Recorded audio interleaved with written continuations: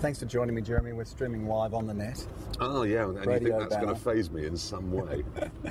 Now, I'm not going to ask your age or mention your age, but I'm assuming you're just old enough to remember let's call them the good old days of motor racing. It depends what you... Was it Niki Lauda's crash was probably the moment when it just went homosexual, probably. You know, the Nürburgring. Yeah. And he caught fire, lost his ears. And that was after that, Jackie Stewart really got into his stride with the safety thing. And then yeah, you're right. So you reckon pre-Lauda's crash, it was a completely different racing world? I can't imagine Gilles Villeneuve existing in the world today. He went out on the lap that killed him without any seatbelts on, so the story goes. Did he really? He was so angry. Who was his teammate at the time? Didier Pironi? Mm-hmm. I think it was Didier Pironi, they had an agreement over how they were going to finish in the previous race. Didier Pironi had broken the agreement, if it was Pironi, I'm sure it was, had broken the agreement and then set the fastest time at the following race in practice. So Villeneuve was so angry, got into his car, never even did his seatbelt up to go and beat him. But can you imagine a racing driver today just saying, I'm in such a rush to get out there and be the fastest that I'm actually not going to put my seatbelts on? Today, I despair of it today. It's supposed to be, you know, this glamorous, dangerous sport. It's more dangerous sitting here. But don't you reckon, but each driver would say the same thing? Like if you ask a Nico Rosberg, if you were to sit him next to Sterling Moss and say, this guy raced when it was dangerous, well, Nico could rightly say, yeah, but he didn't have to have the reflexes that I have to have. What? He's got traction control. They just sit. But in terms of the speed at which everything's happening, it is a completely different animal. I would say that Sterling Moss, and this is way before my time, Sterling Moss had it much tougher. And in terms of reflexes, feeling what those are, I've driven some. Have you ever driven those? You know, as it moves, it's no point thinking, well, the traction control will get there. You've got to get it, and you've got to know how much opposite lock to put on. You've got to know how to balance the throttle. You've got to know all of those things. And you've got to remember in those days as well, the difference between when they were going 11 tenths and 9 tenths was immense. You used to be able to go from the back of the field to the front just by being committed. No, I disagree. I think that the reflexes of people like Sterling Moss would have been more impressive than Nico Rosberg's today. Well, who knows? Nico Rosberg could be brilliant. We don't know because the car is masking everything.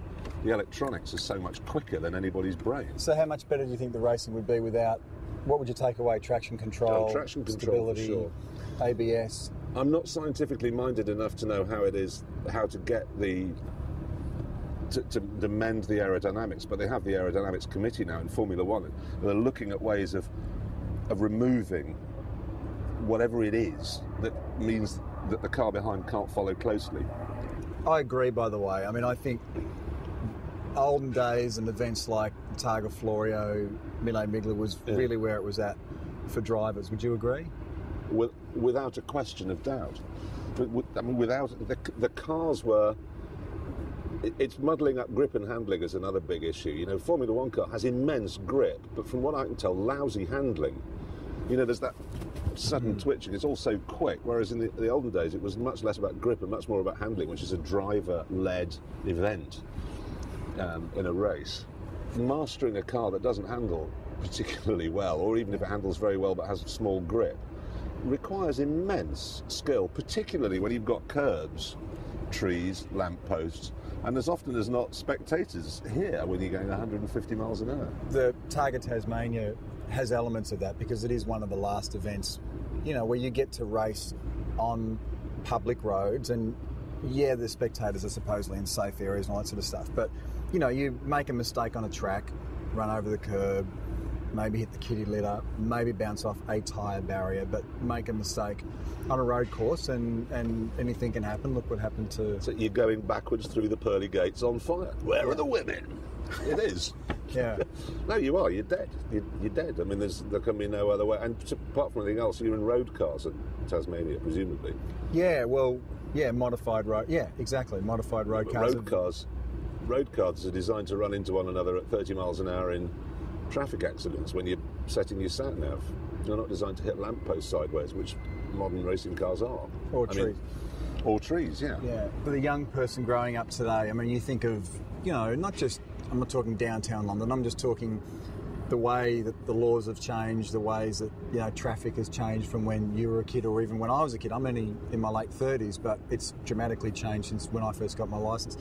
Do you think the days of someone growing up and having a real earthly kind of car connection is dwindling? No, I don't.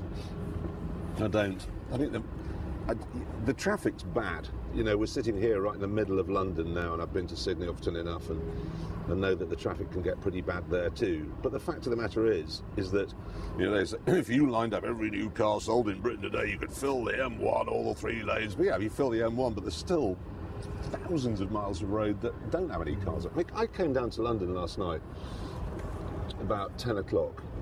It was just fantastic.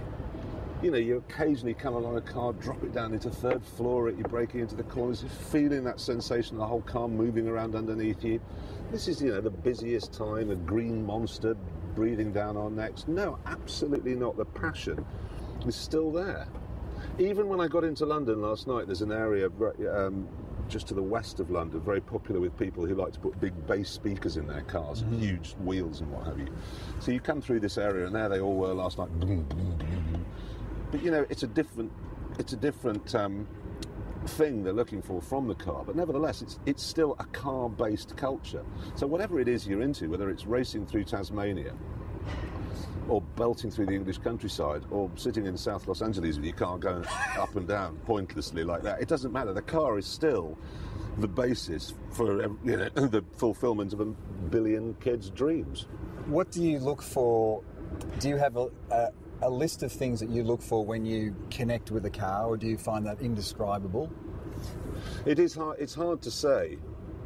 It's like if you take the new Audi R8 as a classic case in point. There is a car that just, as far as I can see, is faultless. It rides unbelievably well. The handling is extraordinary. For the first time ever, Audi has managed to make four-wheel drive really work. Mm-hmm.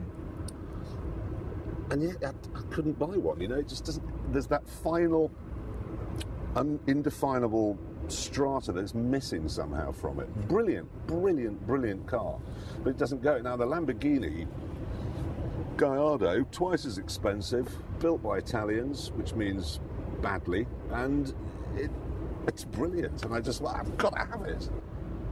Are you able then, given that experience, talking about the R8 and stuff, to ignore the numbers? Do you find the numbers, do you think we get numbers obsessed? Well, I do. You ignore them? No, I do. I get numbers obsessed. But the fact of the matter is that while the numbers, like on an R8, all add up, mm-hmm. they don't add up to anything. They add up to just something you don't particularly want. They're impressive. Koenigsegg, there's another classic case in point, this Swedish supercar. And mm-hmm. numbers are immense. Numbers are sort of thing that God was sitting at when he was building the Earth. Right, what do I need? I need 8 billion trillion tons of hydrogen, and I need this of iron ore. That's what Koenigsegg were using to build that car. Don't want one. The 911, you're a 911 fan, aren't you? I do like 911s, but I do prefer XB GT coupes. But that says it all, you see. The 911, there it is, the driving pinnacle, the point of the Mount Fuji, there it is, the little white bit on the top is the 911. Don't want one. You don't want one? No. You don't get it? No, I don't get it. It's numbers. Numbers help you quantify when you're reviewing a car on television or in the newspapers, but they can't really, they're not the whole story. So given what we were talking about, being able to ignore, on paper what looks a logical thing or a good thing, can you then relate to my love of the XB GT Falcon? Well, completely. I mean, perhaps not the XB GT Falcon. Are you familiar with the XB GT Falcon? I am aware of what it looks like, and what it looks like is a Hillman Avenger. Can I show you a photo? Do show me a photograph, because I mean, in my mind, it's a Hillman Avenger. Hillman. I think they have a lot of them in New Zealand, Hillman Avengers. In fact, I think they call it a modern car over there. First photo I'll show you is how it used to look. Okay. Don't laugh. Okay. This is when it was new. No. This is after you've made it a racing car? No, before that. This is when I just got my licence. Okay. And I'm about 17 years old, and this is before I could do anything to the car. Okay. Who's that? That's me. What did you put dye in your hair for? Well, you did that back then, did you not? No. Right, that's not like a Hillman Avenger. That is. Well, that has got big overhangs. He's got leaf springs, big overhangs. Leaf springs, correct. It's got. There's a more modern photo. It's a muscle car, isn't it? It's a muscle car. As you can see by the 911 behind it, these rear guards are what you call a little large. This was the car that rescued Ford, wasn't it, in Australia? In Australia. I wish. So you're one of these people that went to Bathurst and had fights? Yeah. You did do that? Yeah. Something I really want to do that. Go and fight with the GM people. Now, here's a photo of what the car looked like before I decided to fix it up. It was in what you call not great condition. Am I looking there at catastrophic understeer? You can tell by a photo